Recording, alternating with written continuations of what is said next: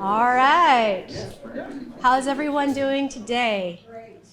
Happy Thursday. And this is for everyone that actually read the email that said where to go. So congratulations. Pat yourselves on the back. So welcome to our Q1 report. Raise your hand if you've ever been to one of our quarterly town halls. Excellent. So you kind of know what to expect. A lot of this is about sharing what has transpired within the last quarter.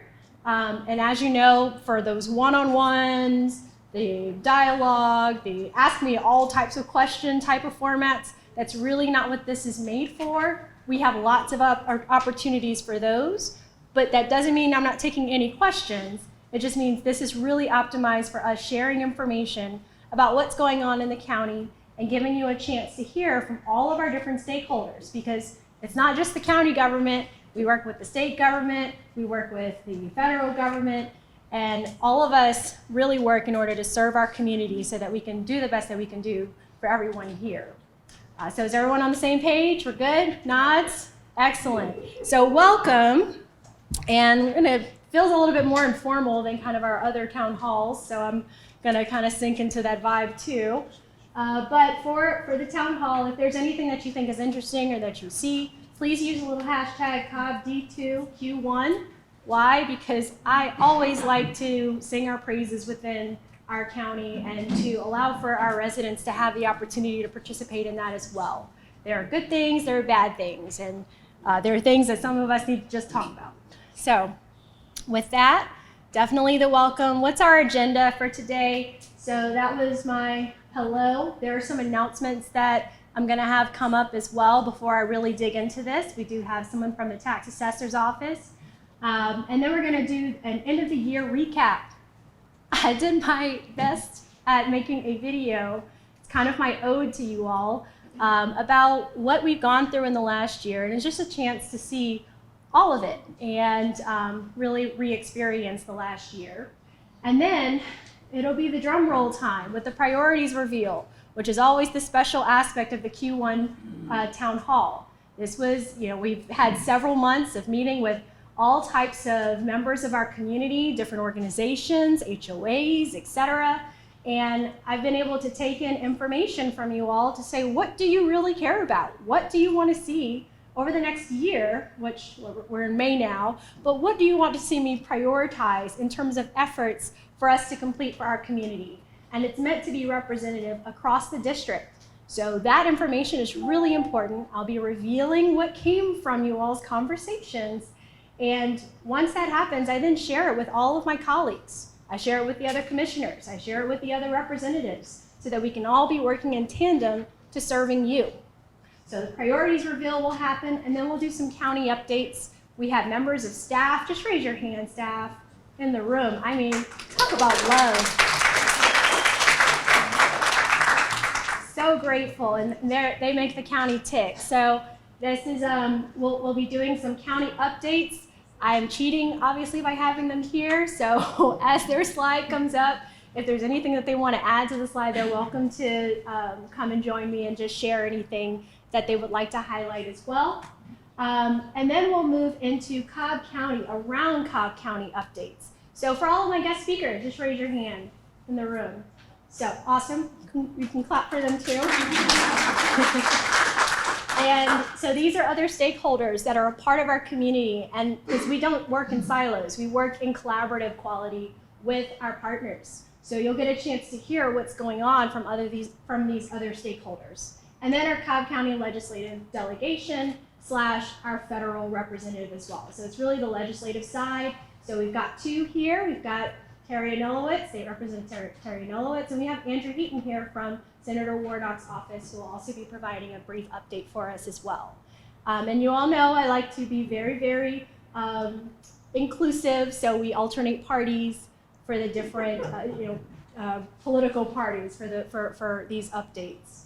And then we'll have some awards and acknowledgments because it's all about community and it's about acknowledging you all and the great work that everyone has done and people that truly care about our community. So yes, that table, those awards are going to be going out to some lucky people here. Some are not with us today, but Yes, there were some special acknowledgments. And then FAQs at the end. So if you registered, you knew that there was a question in there that said, do you have something you want the commissioner to address? So I took all of that, tried to consolidate where there were commonalities. I'll be going through all of those questions, answering them, and then if we have any time afterwards, I will be taking, 1 or 2 questions or so. So with that, that is our agenda for today. If the special announcement will come up, Tax Assessor, you're up, Stephen.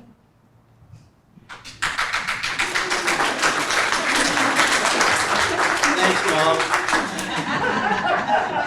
Appreciate you coming. Good evening. My name is Stephen White. I'm the director at the Tax Assessor's Office. Just wanted to take this opportunity to let everyone know that we dropped in the mail today 235,000 assessment notices. So those should be arriving shortly. And as everyone is aware, the real estate market, not only in East Cobb, but in Cobb County, in the state of Georgia, very, very hot right now. And so we have 170,000 assessment notices we'll see increases this year. That's more than we've had in a very, very long time. And the average increase this year is higher than we have seen in a very, very long time. So I just wanted to let everyone know those are coming. Just as a reminder, you have 45 days to file an appeal. And please be advised that on our website, cobbassessor.org, you can obtain sales information for your subdivision, your neighborhood. If you have any difficulties, please feel free to call our office, 770-528-3100. You can ask to speak with a residential appraiser. They will get you all the sales information. They will mail it to you. They will email it to you, whatever you prefer to have done. But all the sales information is on our website, so feel free to go out and take a look. I think many people would be, if you haven't been looking already at sales information, you'd be surprised at what things are selling for right now. It's amazing. So with that, any questions? Sir? A couple of questions. So usually there's a 3-year cycle on tax assessment. So you're going to reassess people more often now? So there has the 3-year cycle that you may be referring to used to be that your value would need adjusting every 3 years. That's what it used to be back in the days. Now, because real estate is so hot, we're seeing more and more homes needing to be revalued every year. And the law says that we have to maintain fair market value. So our value has to be reflective of what you could sell your property for. And with the real estate market being so hot, we have to play catch up every single year. So the 3-year cycle, and I hear that question a lot because that used to be what it was, that does not exist, especially in Cobb County today. Well, the law is you have to reassess it at least every 3 years. No, that is not correct. The law just says we have to maintain fair market value. Okay. You may be thinking of if you file an appeal, your value is frozen for that year plus the next 2, which would be 3. So maybe that's what you're saying. Okay, maybe that's what. Yeah. Good question, though. Yes, Okay. ma'am. I'm in a condo complex in the city area, but I'm still in Cobb, so all the condos sell left to right. When a realtor sells it, by law, don't they have to report it on your website within 5 days? No. Oh, okay. My website is reflective of sales that we get from the clerk of Superior Court. So the attorney files the deed, it goes to the clerk's office, makes its way to the state, believe it or not, and then to me. So we are always about 4 to 6 weeks behind the actual closing. And Okay. the value is January 1st of the year. That's a very good point. So That's right. It's the value is Yep. January 1st back. So we're looking at sales in calendar year 2021. Thank you. Very good point. We could use some help if you'd like. Well, I usually teach a class on how to bill your. Do you? Yeah. Excellent. Oh, he helps us a lot. So, Any other questions? yeah, so the tax assessor came around and to all the folks that had flood damage and they've been already hit, I guess, and all. So there was like some special emphasis there. Are they gonna wind up being hit harder because they reported flood damage? So if the status of your property on January 1 reflected damage, then we would want to know about that because that would affect your fair market value. So if you have a property that's damaged from a flood, and the status of that property on January 1 reflects the damage, we want to take that into consideration for the value. And some of those individuals may see decreased assessments as such. Well, that being said, I paid That's the, right.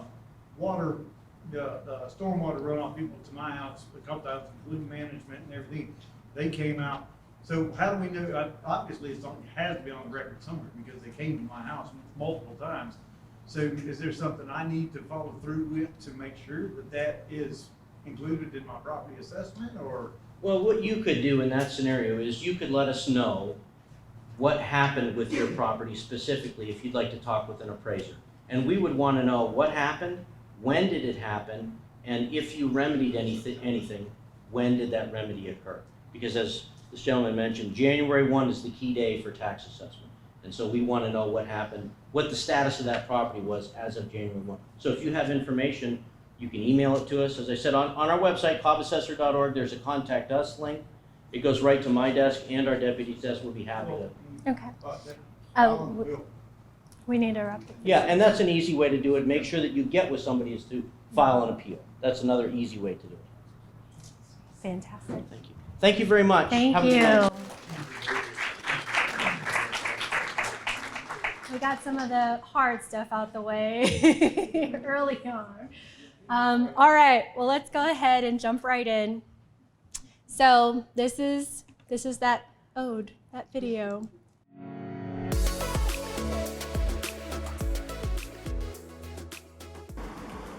Hi there, it's Jerica Richardson, your District 2 Commissioner for Cobb County. As you know, last year, we set on an ambitious journey to work on connecting Cobb, and that was to create a sense of stability, of safety for our communities, and allow everyone that's a part of our community to have a life of significance, to be able to live a life of significance. And that was all about making sure that this was home for everyone. And boy, it's been a journey in our first year. We set out with a plethora of priorities and initiatives and goals, and we've started to make progress on all of those things.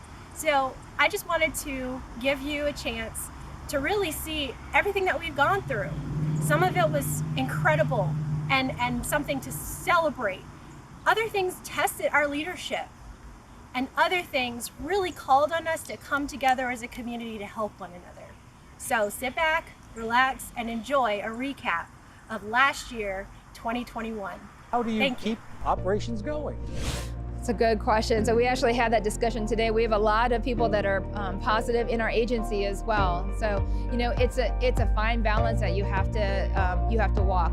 But one of the things that we tell our agency and to other people, if you can go virtual for a while for your meetings or coming into work just for the next few weeks, it would help tremendously. Our Sheriff Craig Owens, and it is unique, I think, to see a partnership like this where we have so many elected officials who are interested in making process. We've put that on our website. We've updated it quite frequently.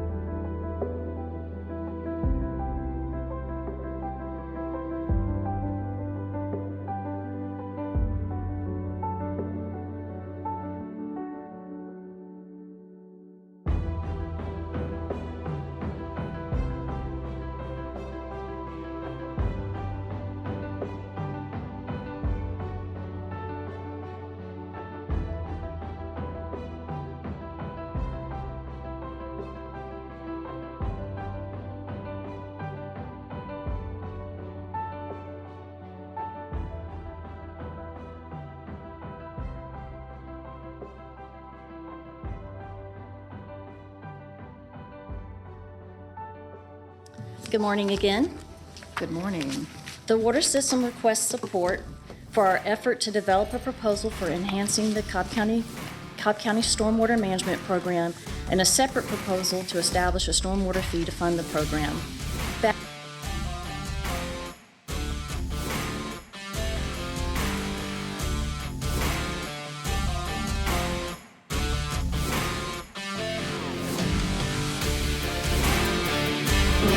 How it's going.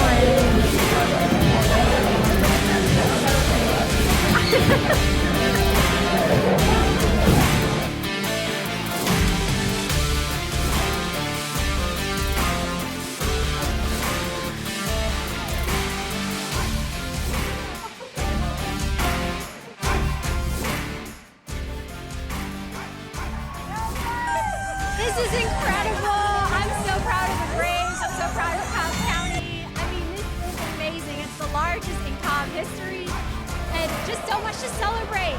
We did it. Go Well, I hope you Braves! enjoyed that trip down memory lane. As you can see, we have so much to be proud of. But we still have a lot more work to do. So with that, we shall see what the new year has in store for us.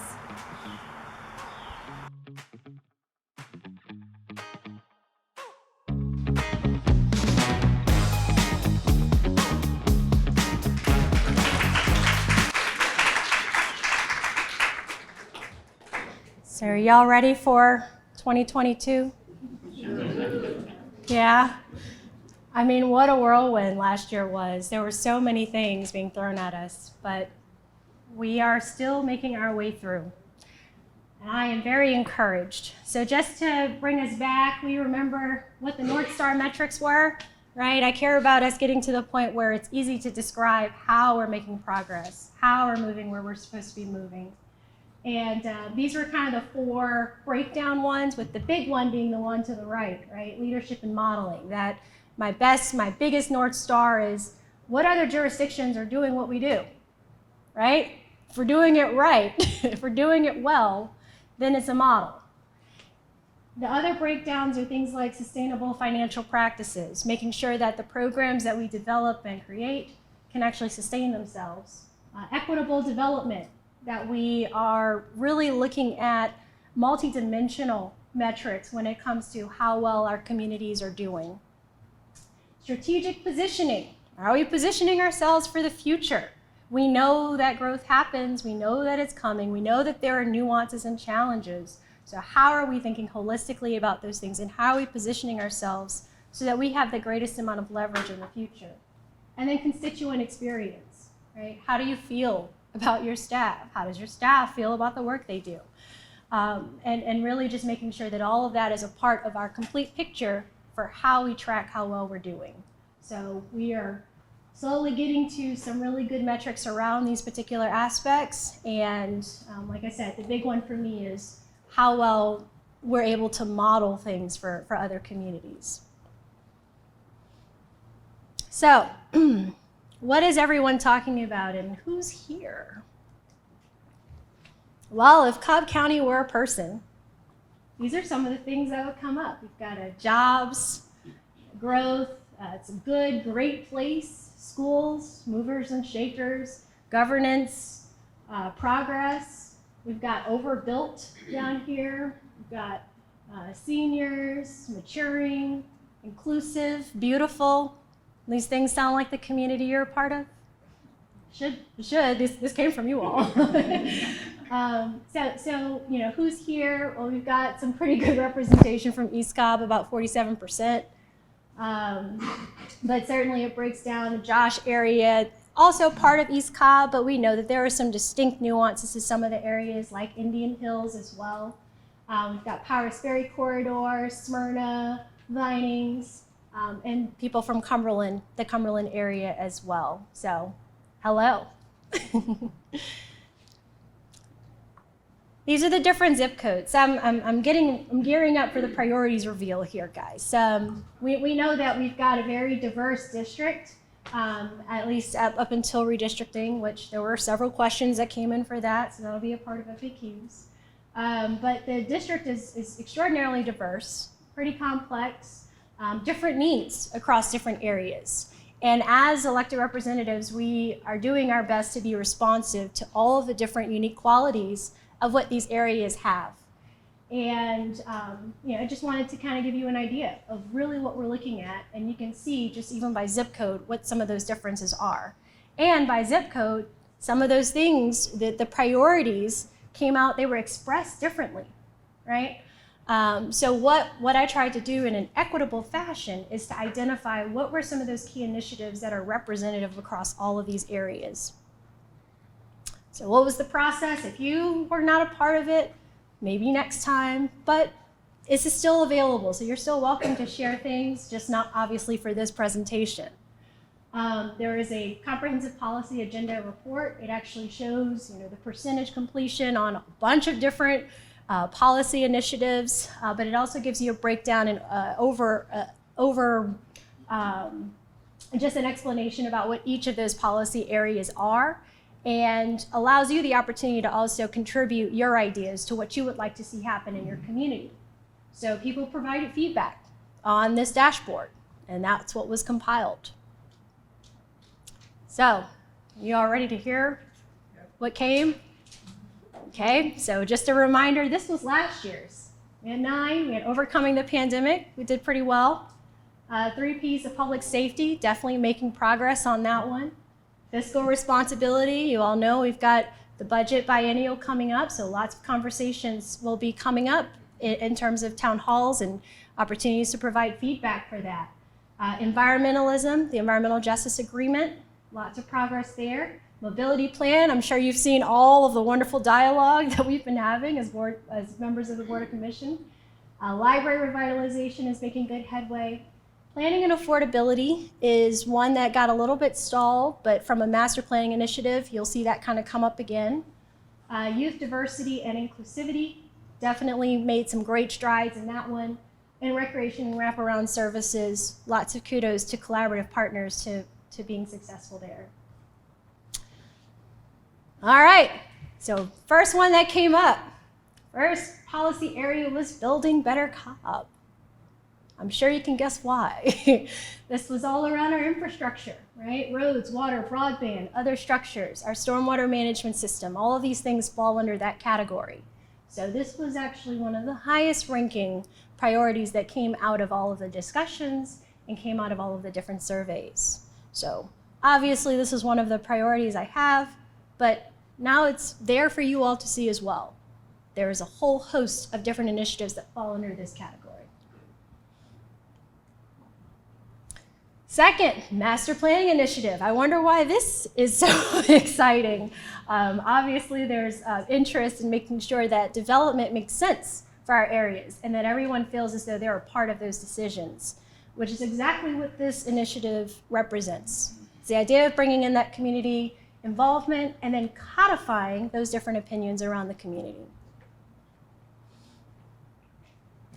Environmental justice. Third.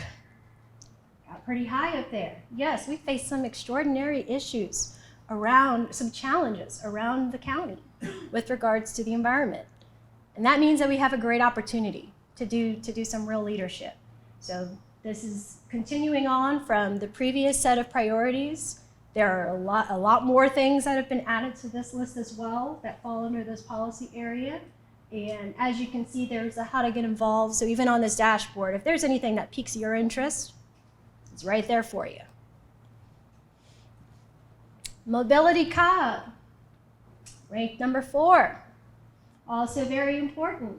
This is about making sure that we have a more physically connected community, right? Not just emotionally or tied through relationships, but how do we make sure that all of our different passageways are safe, that people can get where they're trying to go, and that it is open for different groups of people, that the different aspects of our community can be served. So Mobility Cobb ranked up there as well. And lastly, there are only 5 this time, guys. Lastly, it's Justice for All. So this one is all about enhancing public safety, right? But also making sure that there's equal access to representation if someone's rights are infringed.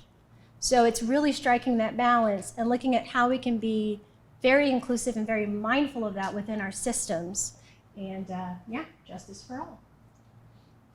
Any questions about, well, I really shouldn't ask any questions, but does this feel as though do you see something in there that actually resonates? Like, just show of hands. I want to see if this actually, aspects of this, you see yourself reflected in these results. Okay. So other things that were included, these are some of the more community issues, which we are doing in more town hall, community style engagement, because they are very nuanced depending on the different areas. They're not policy initiatives per se, but they are certainly code opportunities if need be, or policy opportunities from a enforcement standpoint. So these are still they're there. There are code revisions coming up, and several of these fall under that aspect. All right. Moving on to the Around the County updates, we completed the priorities reveal. So thank you all for going with me on that journey. So first up, we've got DOT. Drew, you want to just come stand next to me for a little bit? So these are some of the recently completed efforts. We've got the Comprehensive Transportation Plan. Of course, if you went to any of the town halls on that, lots of dialogue, lots of discussions. And certainly the results in the survey that came up, and yeah.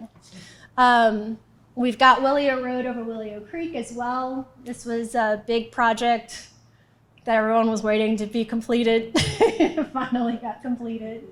And then maybe you want to touch on some of the current projects?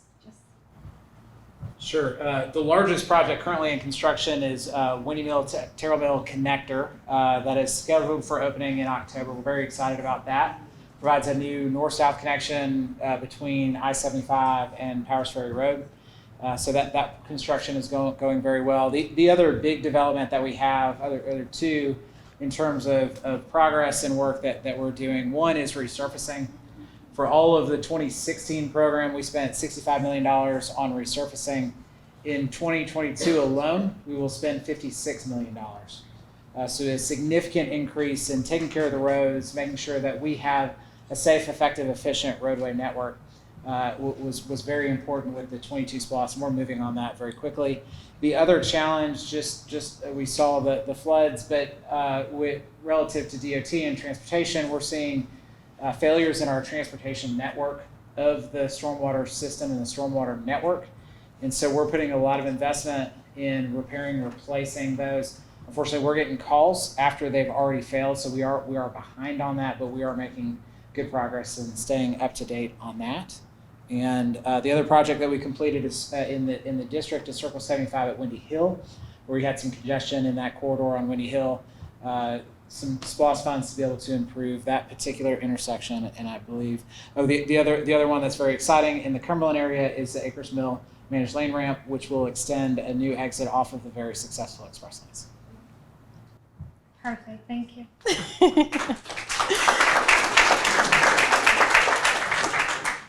All right, property management. Sharon, if you want to come stand next to me. And I'm going to ask, because I checked the time too, and I want to be really mindful of all of my speakers. So we'll just go through this, and then any one thing that you want to highlight. So in the property management, I think what we'd highlight is we have a big one upcoming, which is a building of a new election headquarters, where we'll be centralizing all of the staffing and all of the training and everything for Cobb. So it'll make us a lot more efficient, make it easier for people who want to deal with elections on a daily basis, not so much at the elections, but that's over on Roswell Road, Mansour Center.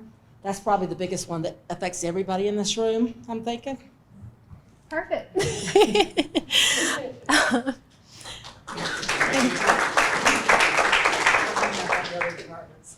No, you're good. You're good. Yeah. IS. Yeah, you don't have to go far. So just so you know, these are the departments that are in my agency, so I'm addressing most of them for them. I did want to address just a couple quick things because Steve mentioned the appraisals that are coming out. And this last year, we have implemented online application for your I just went blank on to contest your appraisals, right? To send that out, so you can go online. You know, you have that 45 days. you can go online and start that, right, with that process.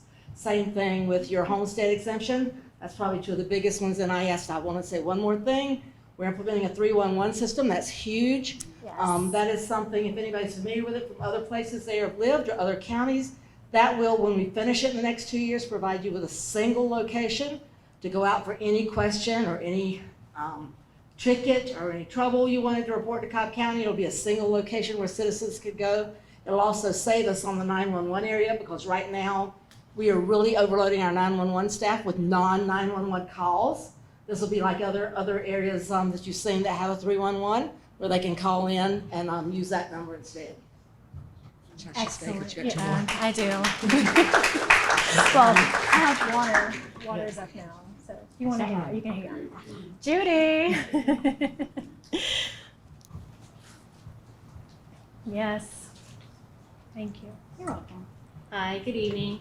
The one update I'll provide is on our research on stormwater services and a stormwater fee. We're making good progress on that, have put some stuff together, and we are looking at doing a work session with the board in June to provide where we are on that. So more details to come soon.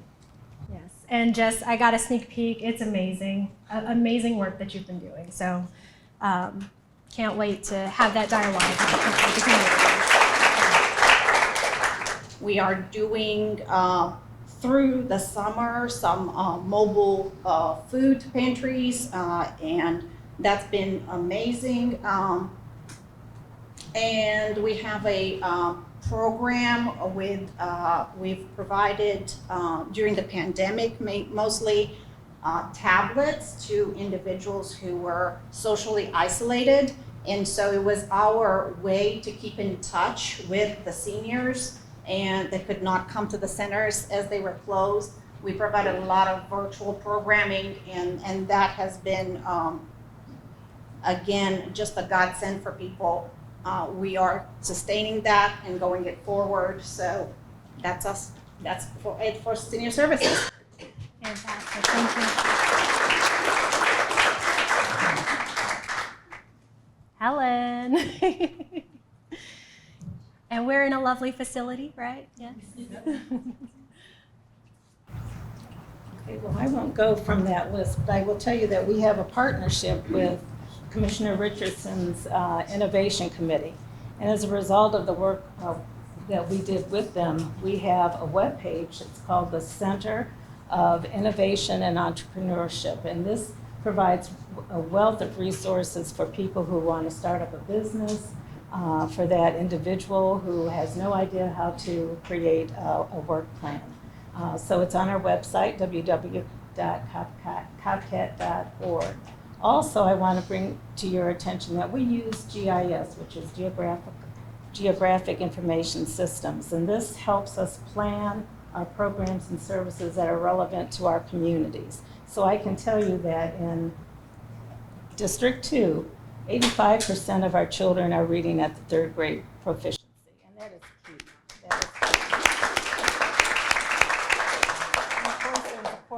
There is a correlation between the education within the district as well as the income. We also do some fun things with GIS. So just real quickly, who do you think is the most popular adult author in District 2? No guess? For the adult reader, it's not James Patterson. And for the kids, yeah, James Patterson, across the board, every library in District 2. And for children, it's Mo Willems, and he's the Pigeon Book. So we use it often, and it's a valuable service that helps us better serve you. Thank you.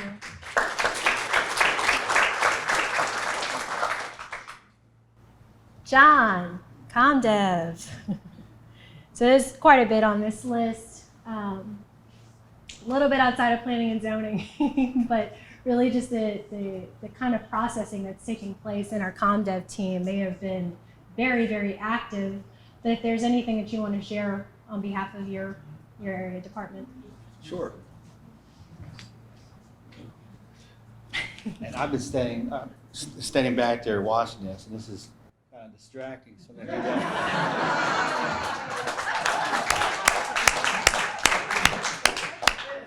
Well, good evening. Thank you. You're welcome. And good evening, everyone. Probably the major thing that's going to happen this year with community development is us taking a look at doing a unified development code. A lot of folks probably heard about that in the news, and a lot of folks wonder what it is and what it does.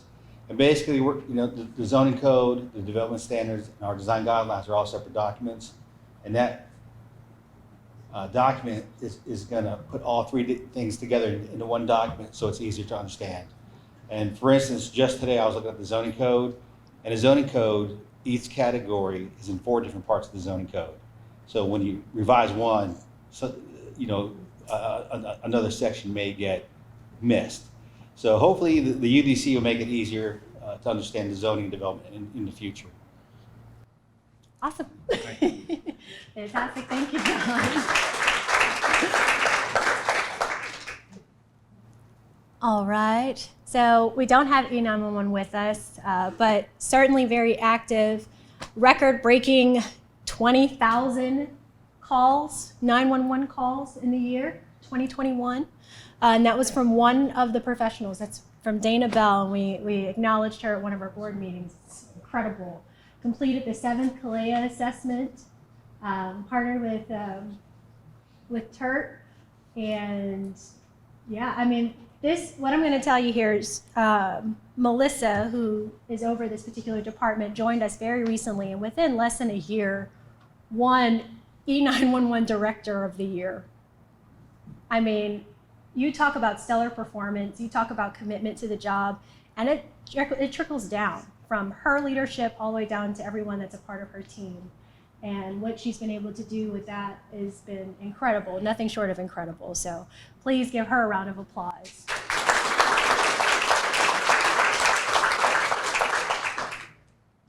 Michael. It's like, come on up.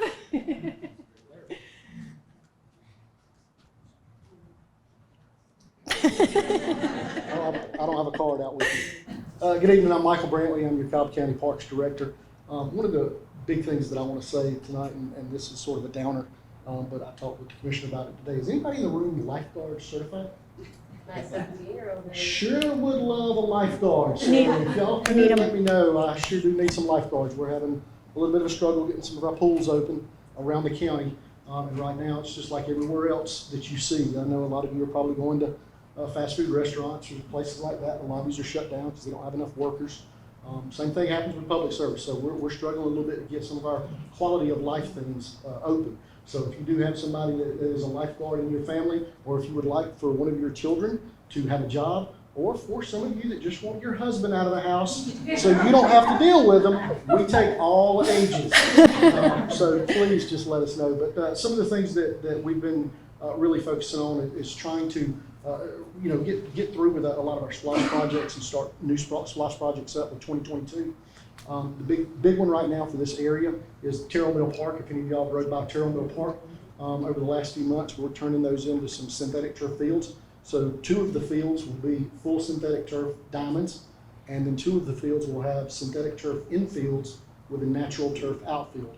So we're working on making sure that transition is pretty good, but I think that those fields will start being used a lot more, and they'll be a lot safer, and that's one of the things that we're really trying to focus on. So if y'all have any questions, always call Cobb County Parks at 770-528-8800. Thank y'all.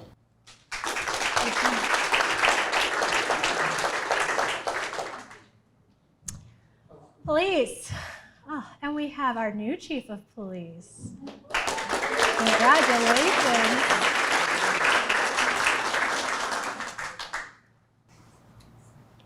I didn't realize I centered this much, so I'll hit the highlights. Last year, we were able to retire our longtime 37-year chief, Chief Tim Cox. And if y'all knew him, I would ask for a big round of applause. We maintained our state and national accreditation. Last year, we expanded a wonderful program that one of our officers actually implemented to assist our residents with mental health issues that are ongoing, which both helped the individual and also helped us reduce 911 calls. So a double whammy there for the taxpayers and also for the individual. So we also, with the support of the commissioners, were able to start a real-time crime center very late last year. And I can tell you that it makes a difference every single day, and we don't really have it staffed yet. We've been using light duty officers and being creative with the way we staff it, and it's making a difference every day, including today. We had a shooting that we actually were able to gain some evidence on and capture some suspects in it. So, but it's been really, really interesting, and I really would like to thank DOT, 911, IAS, and all the other departments that have helped us with that. So. We do have a direction, and we are going to be very intentional with that direction, and it concerns safety and community in a nutshell. We have always maintained that, but we're going to refine that and do it a little bit better and try to do those two things together so that when we are policing, people understand why we are policing. We're policing because we care about people who are victimized and are in danger, and we care about the quality of life. There are areas in our county that need us worse than other areas, and sometimes the things they experience are a little bit scary. So we want to improve that, and we want to make sure that our community always relates those two things. So I'll hopefully be able to have some time really to engage our community and kind of convey that. So I won't take up any more of your time because that list is big, but I do thank you, Commissioner, and I will say this personally. You were not feeling well at the vote, and it really meant a lot to me to have a unanimous vote from the Board of Commissioners, and it meant so much to me that you got on and voted in favor of the new police chief. It meant a lot to me personally, and I know you were not feeling well at all, so thank you very much for your support. I really appreciate it.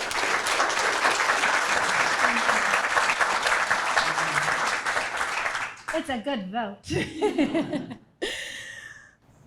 All right, so Animal Services is going to be brief, not here, but they are working on, they're getting ready for their new Animal Services building 2022 SPLOS project, and certainly appreciate all the collaboration that they've had with our office. And some of those, we did an actual pantry, a pet pantry drive-through for pet food, and that was very successful with good news.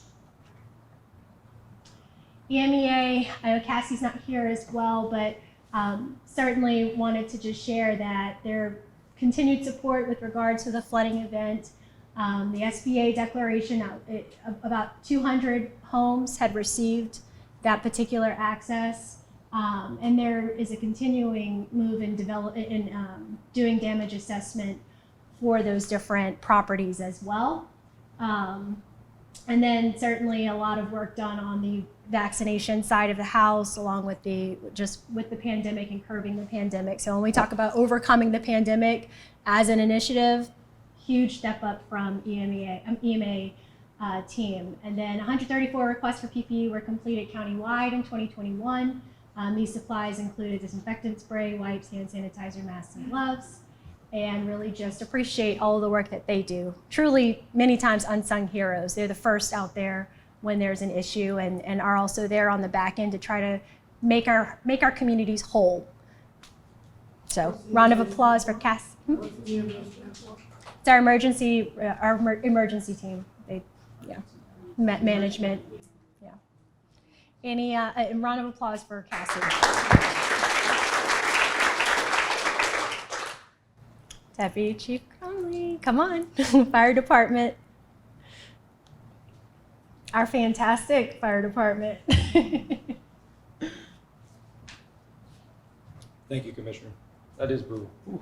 My name is Deputy Chief Carl Crumbley. The Fire Chief Bill Johnson apologizes for not being here. He's on a well-deserved vacation, but he wished he could be here nonetheless. So we've got a lot going on, and I'll just be concise and jump. Thank you so much for that. Much better. I'll be concise and try to jump right into it. But we have about 60 openings within the organization.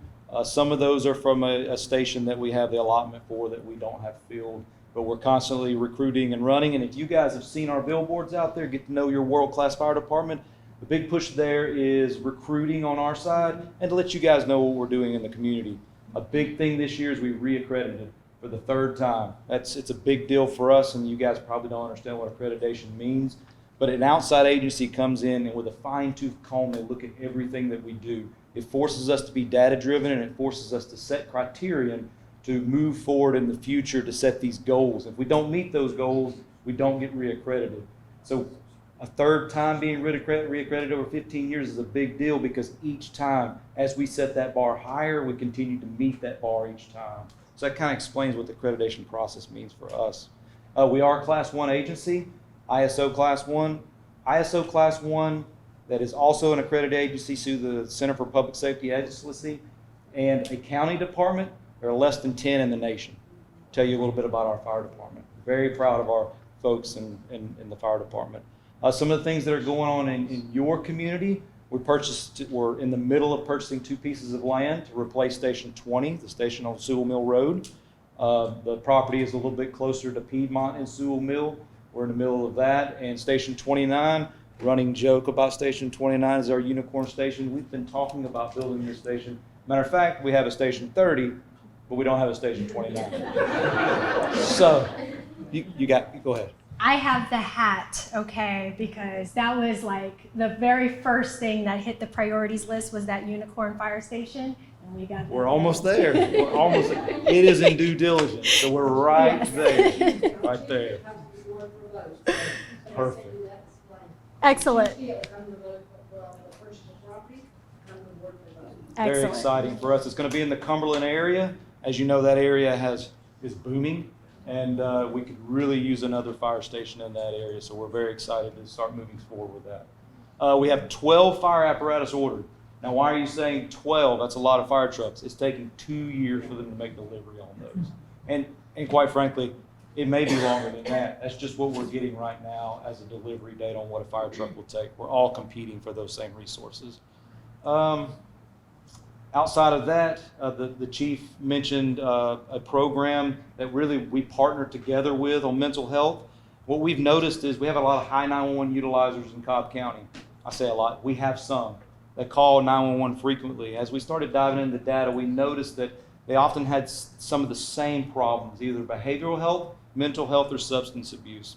So we teamed with the Community Service Board, Cobb PD, and we have paramedics as well, and we serve as a team, a pathways team called Cobb Cares, and we go out and during normal business hours, if we hear a behavioral health or mental health call go out, we respond to that call with that team that has a social worker, a mental health provider on there, and they're able to assess that person if they need to be 1013, worst case scenario, or provide them the actual mental health that they need, keeping fire trucks in service, keeping ambulances in service, and keeping police cars on the beat doing their job, and using the mental health professional to handle the substance abuse mental health issues that are out there.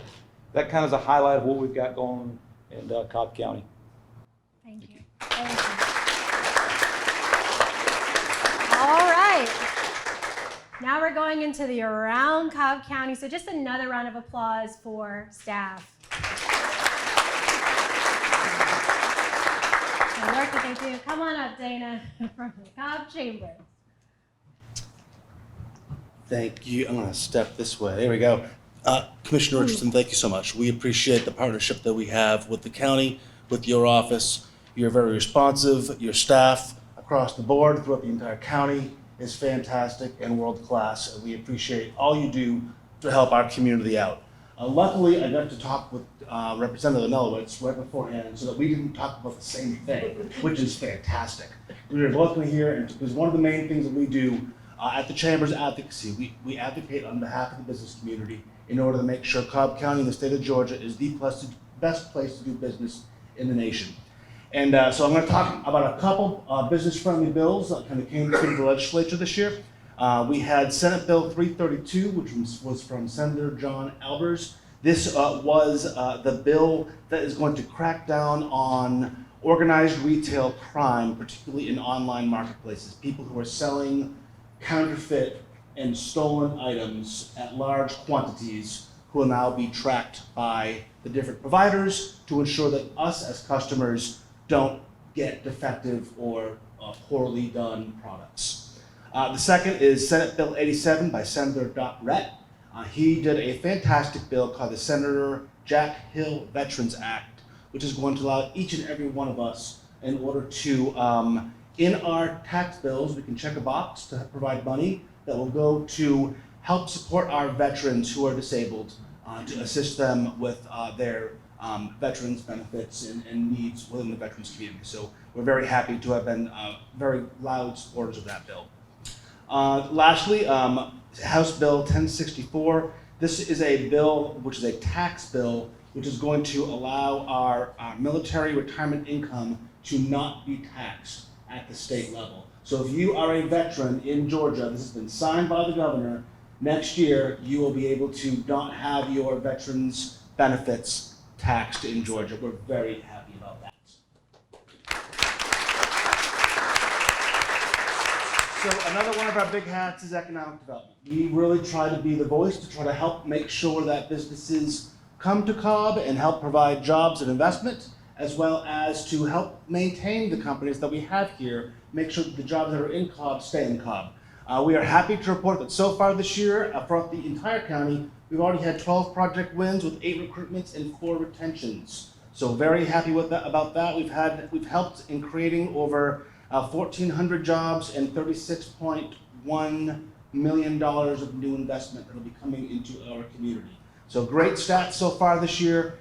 In District 2, we have seen 6 of these projects in the Cumberland submarket and 4 of these projects in portions of the Marietta submarket. So happy about those 6 wins that have come in so far. So some of the companies we've helped so far this year, Soliant, which is a healthcare and education staffing company, Guardian Pharmacy, which provides skilled nursing home. They basically take care of all the pharmacy needs for nursing homes and helps make sure that's taken care of.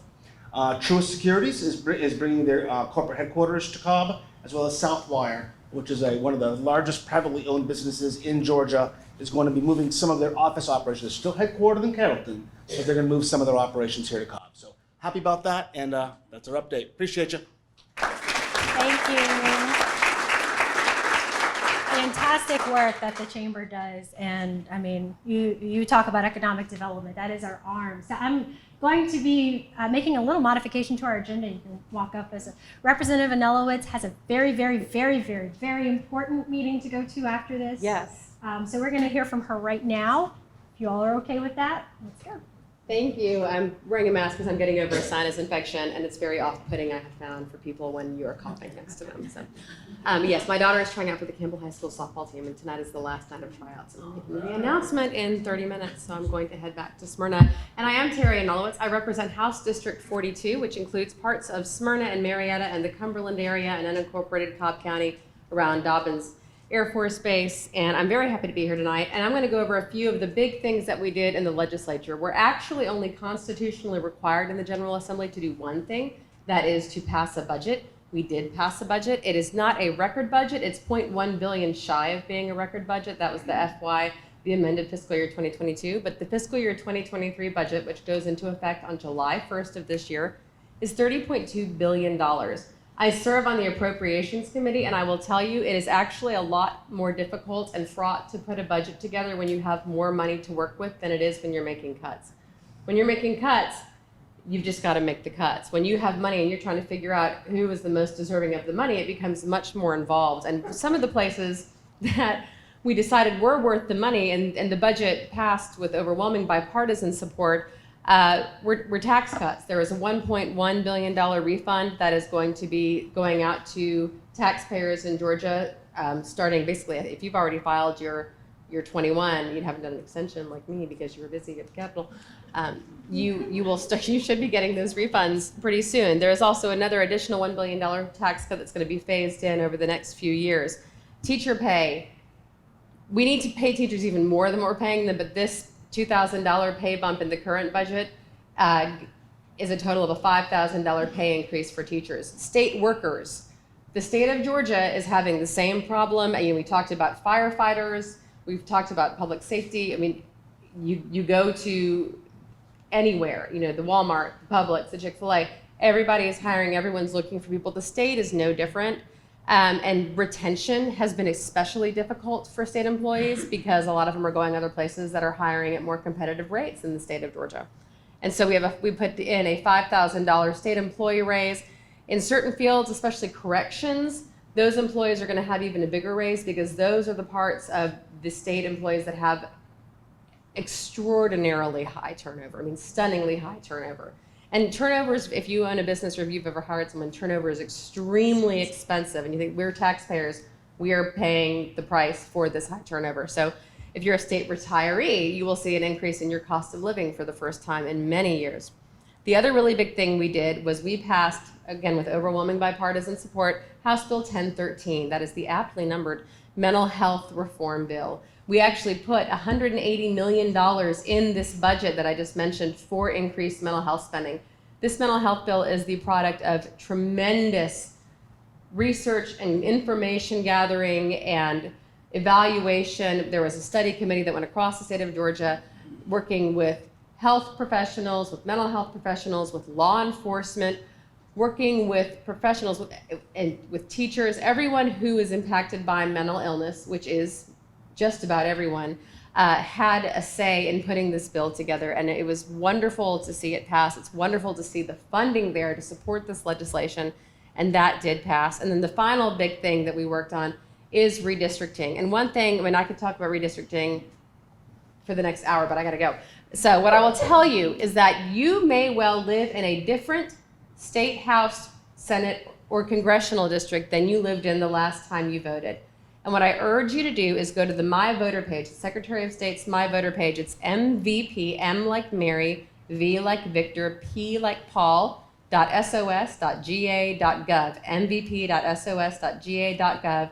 That is the My Voter page. Go in there, you put in your first initial, last name, your address. It's going to tell you exactly what districts you live in now, because you may, if you lived in House District 42 before, you might live in House District 43 now. If you live in House District 43 now, Sharon Cooper is actually no longer your representative. She's now in House District 45.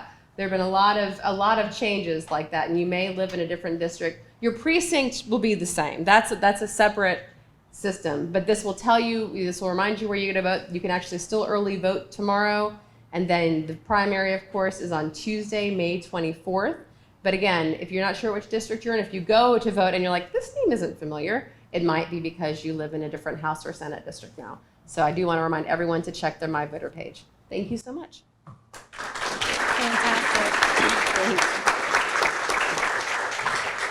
Yes, legislative session was very, very active this year. Kim, our Cumberland CID. Thank you, Commissioner.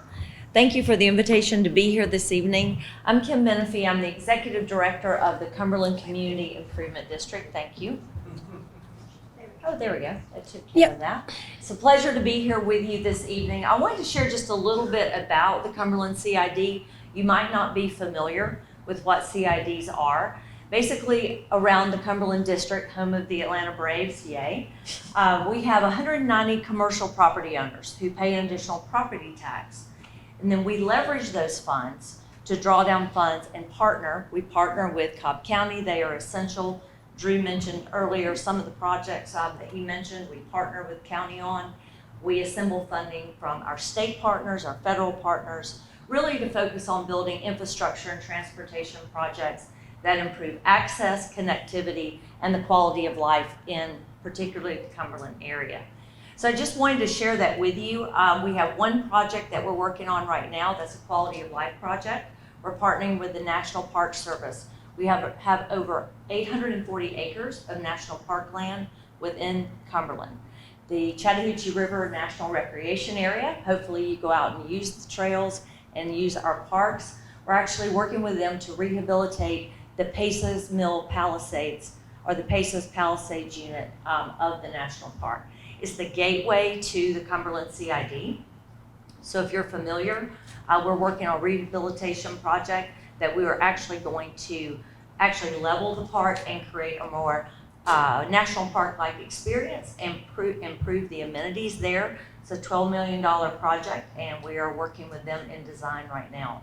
So it's very exciting. We also invest in trails. We have 38 miles of connected trails throughout Cumberland that connect to the Bob Callan Trail, to the Acres Mill Trail, also through our national park. and we continue to invest in those. We actually connect over to the Silver Comet Trail, so hopefully you'll get out and enjoy those. We also have a bike share program that is free initially for the first 30 minutes, and then it's only $3 from there. So we hope you'll get out and take advantage of some of these amenities and assets that we want to make available for the community. So Commissioner, thank you. Thanks for the invitation to be here this evening. Thank you.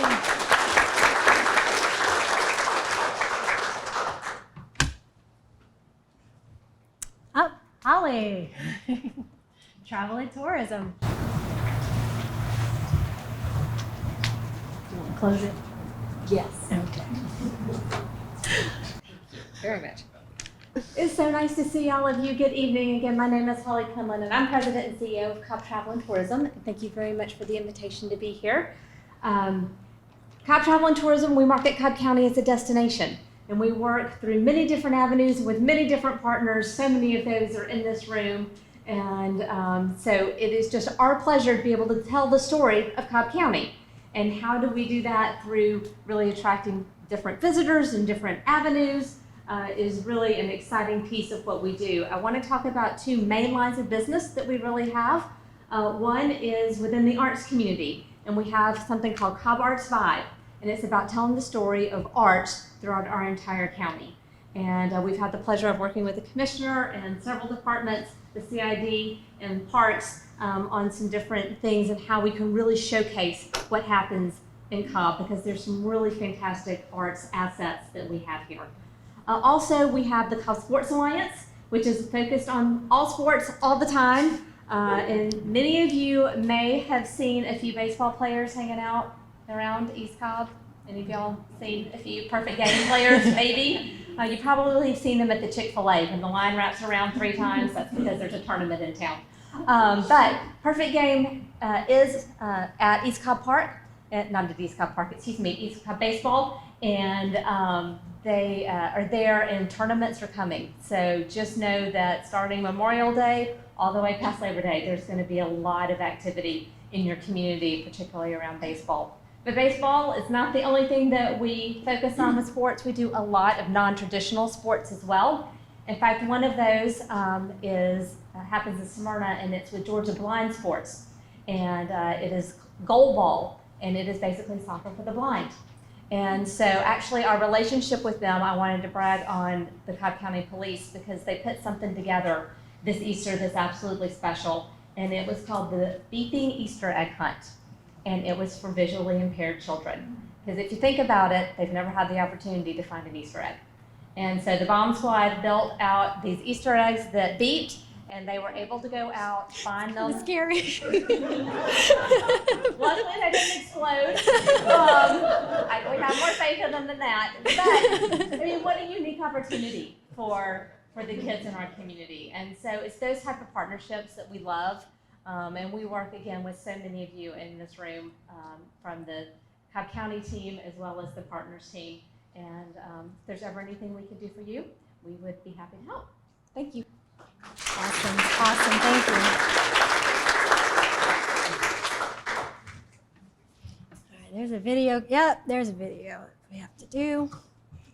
So Sherry Martin is with the Cobb Community Foundation and is not able to be with us, but we do have a video. Hello, District 2. This is Sherry Martin. I'm with Cobb Community Foundation, and we are so honored to be able to serve you and the rest of Cobb County. Our whole goal is to help everyone in and around Cobb County to be able to thrive.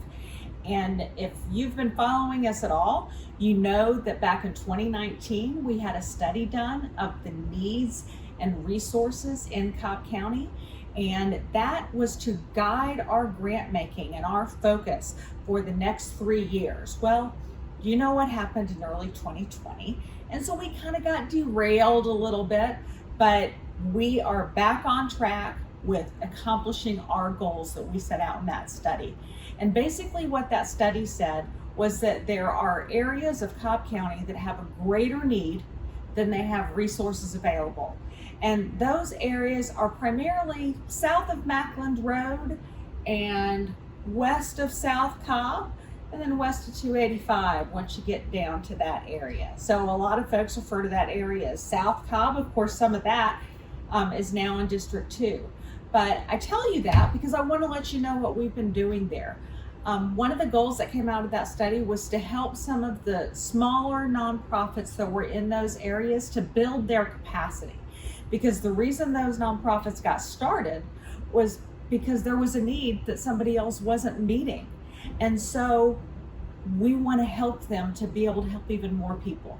So jointly with United Way, we have awarded $55,000 in capacity building grants to help them fundraise, to help them put their boards and governance and everything else that they need to have in order so that when they go to a large foundation, maybe Cobb Community Foundation, they're in a position for us to be able to help them even more than we could before.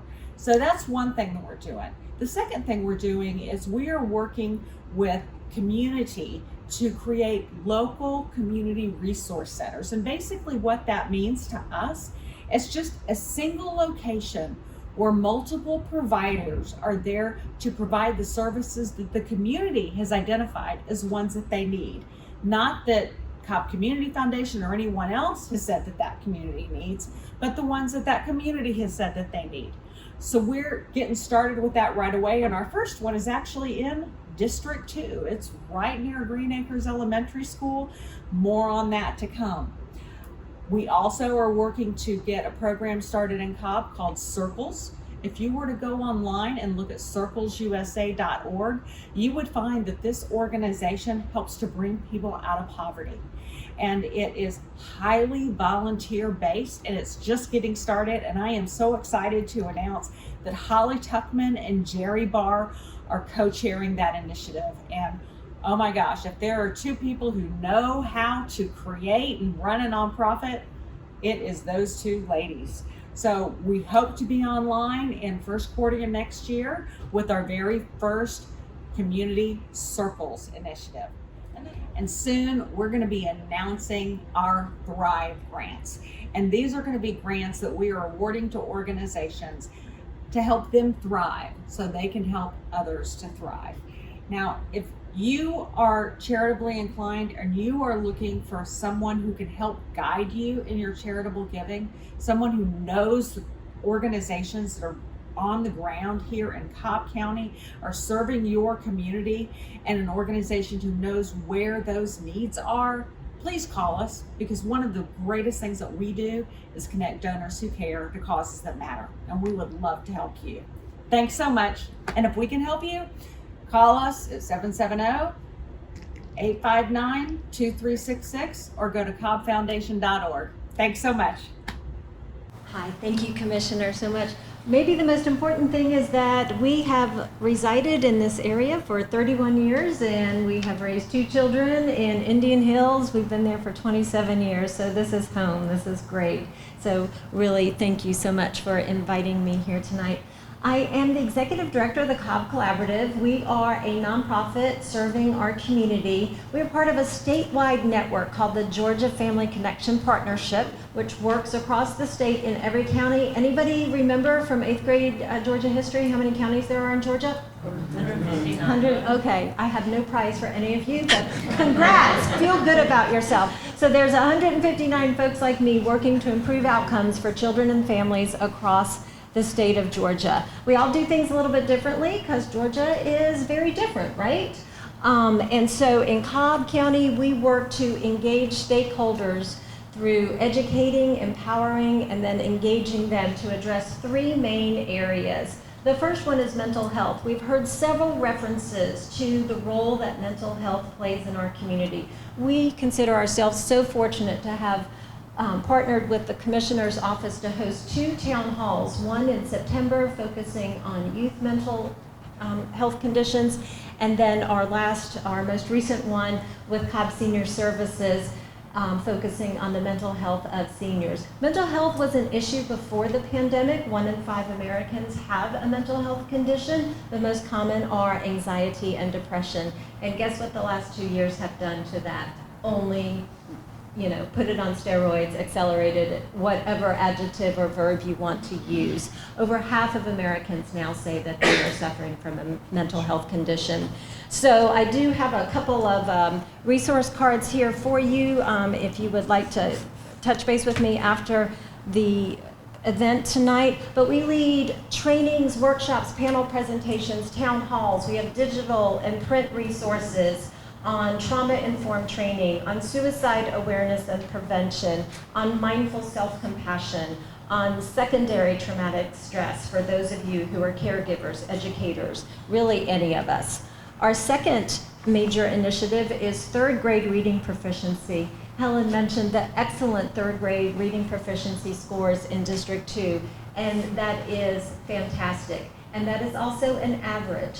Some schools have extremely high scores, other schools not so much. And that is due to a variety of circumstances and conditions. But we work starting in the birth through 5, that early learning initiative with a program called The Basics that really empowers parents and caregivers to engage with their children. Did you know that 80% of a child's brain is developed by the age of 3 and 90% by the age of 5? If we miss those critical years, guess what? Those littles get to pre-K or kindergarten and they are not ready and they're already behind.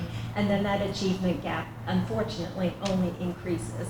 And so, we engage stakeholders to address that. We also have a little free library initiative. We put one at Argyle Elementary and some other places, Green Acres Elementary, and that increases access to books across the community. And our third initiative is civic engagement, which does include voting, which has already been a couple of references to voting and the importance. So we work on voter registration, voter education, and voter mobilization. We are proud to partner with the Cobb County Library System. We hosted over 20 voter registration drives leading up to the registration deadline of April 25th in order to vote in the May primary, and we will hopefully be doing it again as we look for the October registration deadline to participate in the November midterm elections. So important. Representative Newlowitz said it, impacted me. We are in a different state senate and a different state house district in our house in Indian Hill. So important to know what your ballot is going to look like before you get to the poll or before you cast your absentee ballot or however you're going to vote. Make your plan to vote. And if you need any help in that regard, please do reach out to us. We'd be happy to host a information session or anything for you and your stakeholders.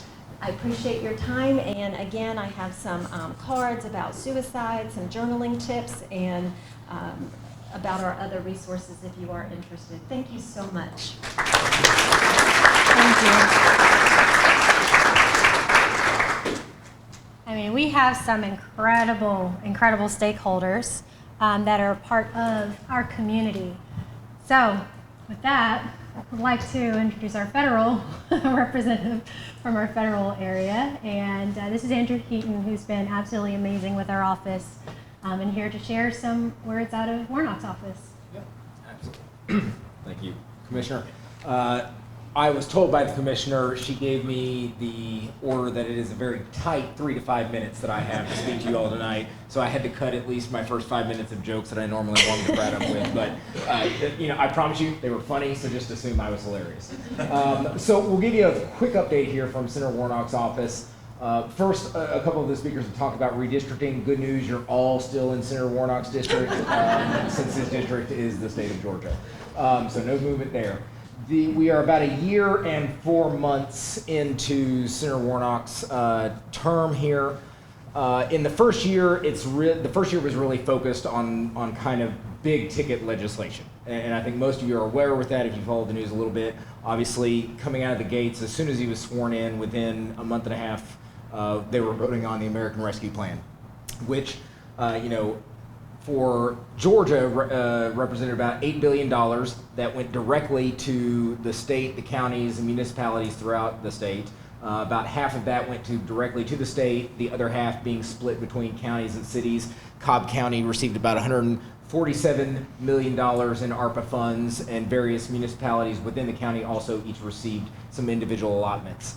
After ARPA, then we went into the congressional direct spending period, which some of you may understand as earmarks. That's what they're commonly called. Those came back with the Congress last year. They are different than the earmarks you might have remembered from the 80s and 90s and before, that really were just a big pot of money in some ways. That's not what these are. They're very tight rules, and they represent a very small portion of the overall federal budget, 1%.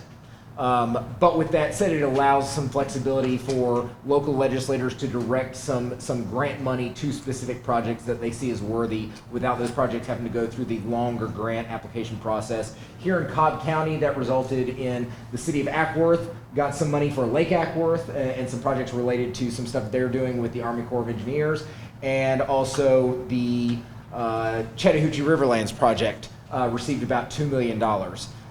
For that project. And so, you saw some direct money there coming in from those earmark requests.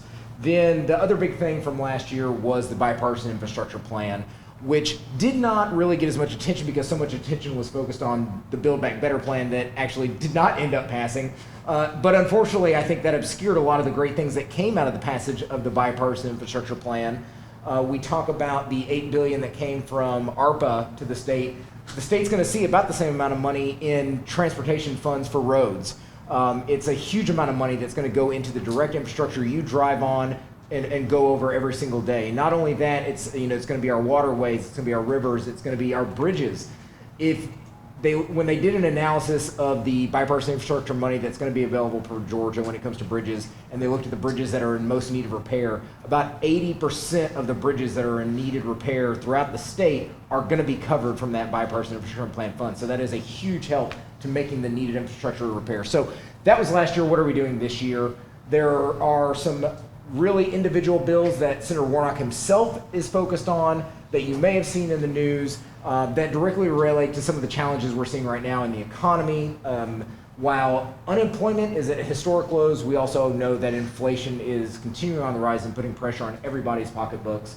And Senator Warnock is working on different pieces of legislation to try to attack that from all different angles. So advancing legislation to try to cap the price of insulin, advancing legislation to try to cap the amount of out-of-pocket expenses seniors have for prescription drugs, working on some legislation that would potentially redirect some of that previous coronavirus aid money to states and municipalities to try to relieve some tax burden on some sales tax burden on everyday goods that folks purchase, and try to also direct some aid to schools to deal with mental and behavioral health issues that have been propping up, and try to send more money, more resources, more manpower into the schools. Because for those of us that are parents and grandparents know, this pandemic has not just hit us as adults hard, it's hit our kids hard. And they have struggled, and they are struggling and continue to struggle with the after effects of that. And a lot of that is coming out in behavior and mental health issues, and we are trying to get the resources into that.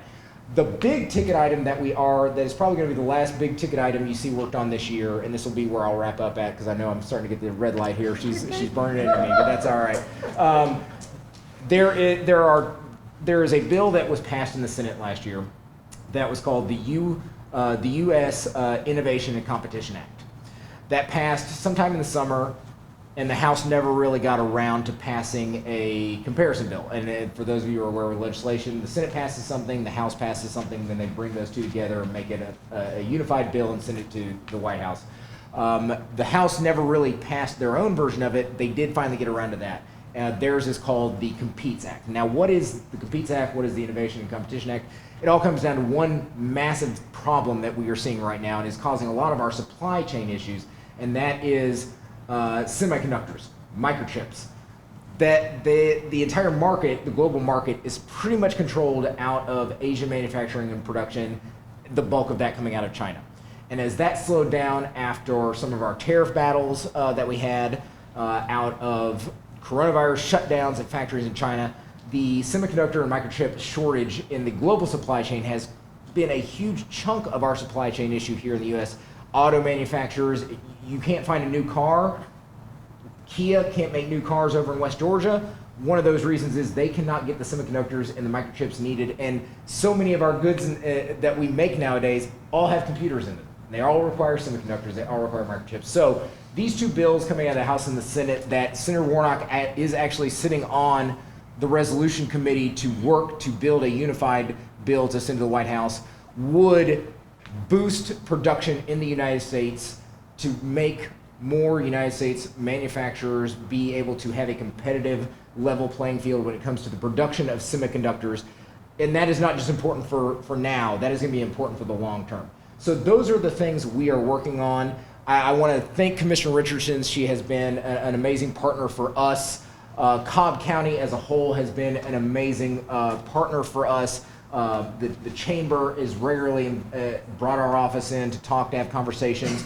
We have worked closely with Dobbins. Senator Warnock has made protecting the missions that are coming out of Dobbins and the workforce that is around Dobbins a priority, along with all of our other military institutions around the state. And so Cobb County has been an important county for us. We will continue to be a good partner, and I will be around if anybody has any questions or looking to anything else regarding any federal legislation or anything else that you might have a question about. I'll be around to answer any questions, and I'll wrap that up. But I do want to thank you again, Commissioner Richardson, and I want to thank this gentleman. I'm sorry, what's your first name? John. John's the unsung hero of tonight because John figured out quickly that this projector was killing the speakers, and he saw it and he stepped up. A single piece of paper is so simple, but a simple solution sometimes gets it done. That's what we need more of in government. John, you're a hero to everybody. But Commissioner Richardson, thank you.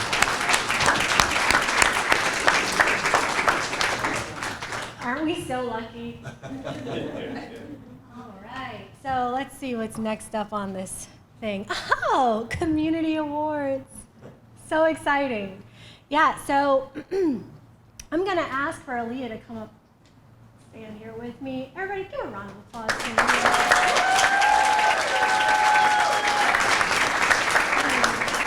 You talk about the future of leadership. She is a superstar, and I am just so grateful to have her be in the office and be my right hand, my left hand, and all the above. So thank you. I'm going to need your help, because this microphone doesn't go that far, to hand over the awards as we go through them. So let's start with the first one. So I'll just kind of show you first. Thank you. So the very first one that we're going to do here is the most collaborative elected official for Q4 of last year. And this one goes to the office of Senator Warnock. Thank you. And you might say, well, why is that? Every time when the flood happened, yes, we still have so much to do on that front. There's still so much that we have to take care of and solve for. But every time I called the office to try to get something done, to try to ask a question, to try to get information, out to the community, to try to bridge that gap, to ask and push on even the interpretation of our laws, you were there. And I appreciate that. And I hope the community also appreciates that work too. Well, I thank you very much. Those are unnecessarily kind words. I'll make sure your Venmo payment goes through later. but thank you. Thank you. Next up, we can hold on now.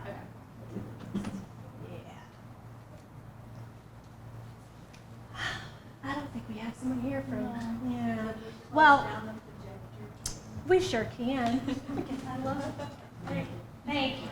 Okay, so this particular award is the Connecting Cobb Award. This is everything I stand for, right? The more connected we are, the better we are. The more connected we are, we can overcome everything. Yes. One of the organizations, this is the Connecting Cobb Award. It goes to an organization that has been very collaborative with the office. And this goes to Cobb Works. And I'd like Stephen to stand up as well while I give the words on this one. But they have been extremely collaborative with everything that our office has been looking to do when it comes to employment, when it comes to helping figure out how to curb poverty systemic poverty within our community. And we actually launched a program through the cabinet, and Stephen Mintz is the Vulnerable Populations member of our cabinet. Round of applause. But we launched a program called Bridge to Success, which should be, well, truly launching in about a month, and it's extremely exciting. But the whole premise behind it is that it enables those who get a job, it enables people who have trouble getting a job to basically get that first job. Because if you've ever been unemployed, you know it's a steep hole that you climb into between the debt that you rack up, and of course the longer you're unemployed, the harder it is to be employed, because companies look at that. And so Cobb Works has partnered with us to set up a program that not only addresses that aspect, but also prepares them by adding an additional stipend to their salaries that's non-taxable, because they're a nonprofit, that allows for them to help climb themselves out of the hole that's been dug while they were unemployed. So I just want to say thank you. Thank you to Cobb Works. Thank you to Stephen Mintz for his effort on that and working within the vulnerable populations community.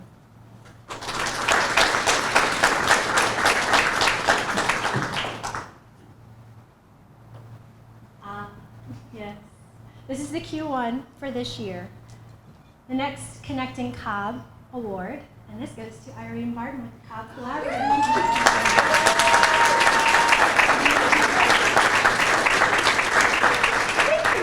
Thank you. Yes. I mean, you heard the amazing programs that they've been doing, and the collaboration that we've done with our office to really key in on certain issues, even outside of mental health, from veterans issues to just access issues altogether. And the work you do is, you're amazing. And I hope this is just a small token to show. I'm very touched. Thank you. Thank you so much.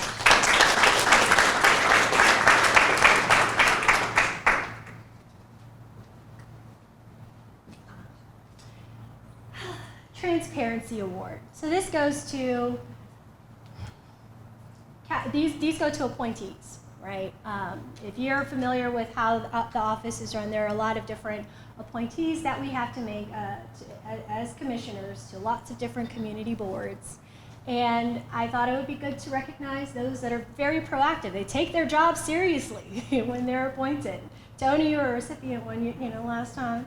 But the Transparency Award, she's not with us. She had to leave because she had something come up in the family right before this particular session. But it's Renee Jones. And not only has she done an incredible job being an appointee on the Neighborhood Safety Committee, bringing cybersecurity as a new perspective to that particular board, she has also engaged in multiple new programs through the cabinet, which I highly encourage you all to do. Engage the cabinet, get programs out there.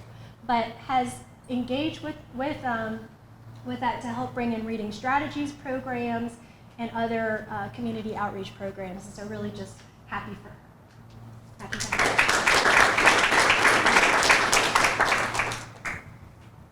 And the next Transparency Award, also not present, but this, if you are familiar with the SPLOS board, this is Jackie Bettidapour. Yes, she is the chair for the Cobb Dems, but that is not the reason she's receiving this award. But she has taken it very seriously to look at how our SPLOS dollars are done and coordinated, and really made a commitment to helping build spreadsheets, to helping build transparency around that for the members of the community to give back and to create some more engaging visuals around what's going on with the SPLOS dollars. So thank you, Jackie.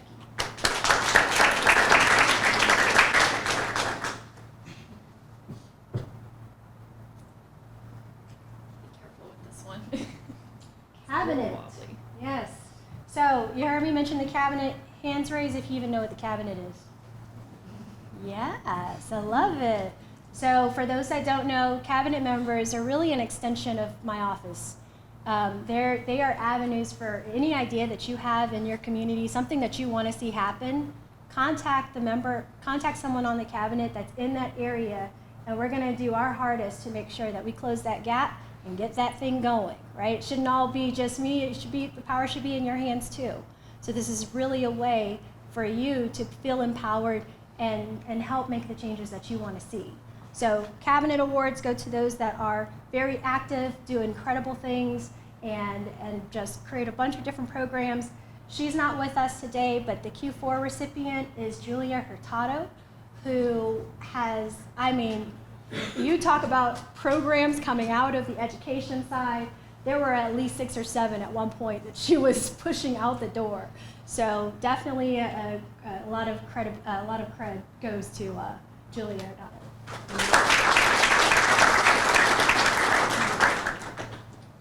And the second one. Is this one also lovely? Fun. So this one, very, very special member of the cabinet, really, really worked hard to get some programs out there. Unfortunately, she stepped down to pursue a different calling, but really appreciated the time that she spent with our team and helped to move a lot of programs out through the mental health town halls, really the town halls altogether, but also around stopping the spread and helping engage the corporate community to get some of that done as well. So you should already know who you are. Come on, Louisa.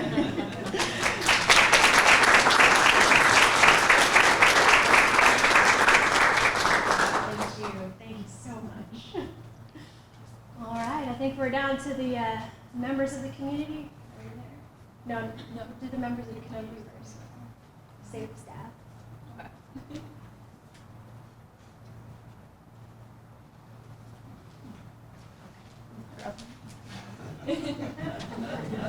We didn't do a run through. Yeah, we didn't do a run through, guys. You're watching us in real time. So this is the Empowerment Award. This award goes to members, people that are just in the community.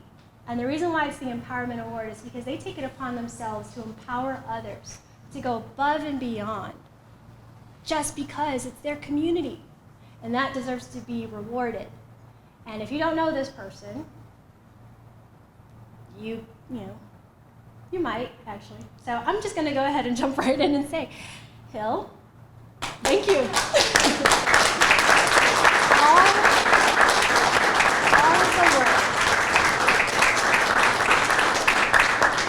You really stepped up when the flood happened, not just to hold us accountable and to demand that we provide answers, but you were out there in the community, answering calls, making calls, going door to door, helping relay information. When I got information, I would relay it to you and you would help me get it out there. And that is community. And I really appreciate all of the work that you did during that time period, and I know the community appreciates it as well.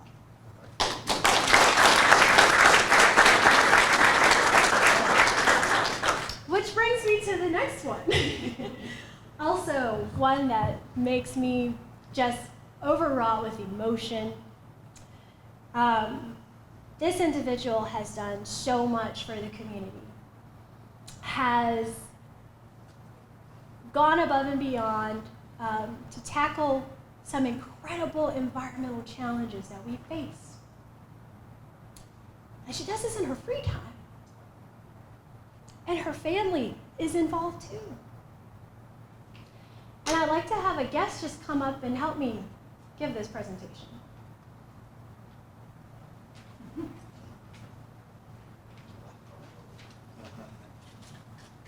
Thank you.